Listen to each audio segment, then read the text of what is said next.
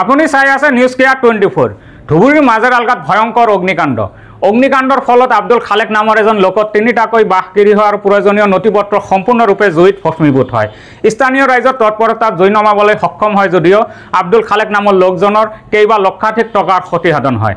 এই সন্দৰ্ভত চাওঁ আহক আমাৰ এক বিশেষ প্ৰতিবেদন। হয়, এক ভয়ংকৰ অগ্নিকাণ্ডই জোকাৰি গ'ল ধুবুৰীৰ মাজেৰ আলগা। ধুবুৰী জিলাৰ বন্দিখানা আৰক্ষীৰ অন্তৰ্গত মাজেৰ আলগা গাঁৱৰ আব্দুল খালেকৰ ঘৰত ভয়ংকৰ অগ্নিকাণ্ড। আব্দুল খালেকৰ তিনিটাকৈ বাসগৃহ আৰু প্ৰয়োজনীয় নথিপত্ৰ সম্পূৰ্ণৰূপে জুইত ভস্মীভূত হয়।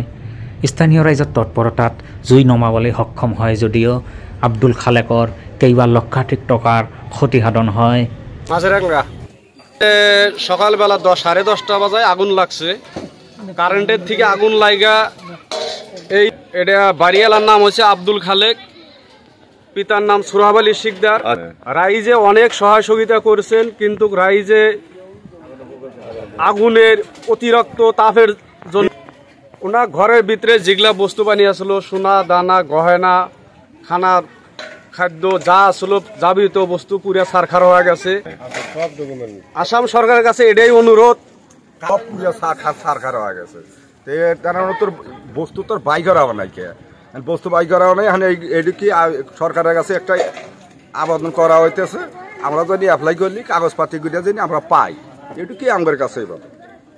নিউজ কেয়ার 24 সত্যৰ সন্ধানত অবিৰত যাত্ৰা।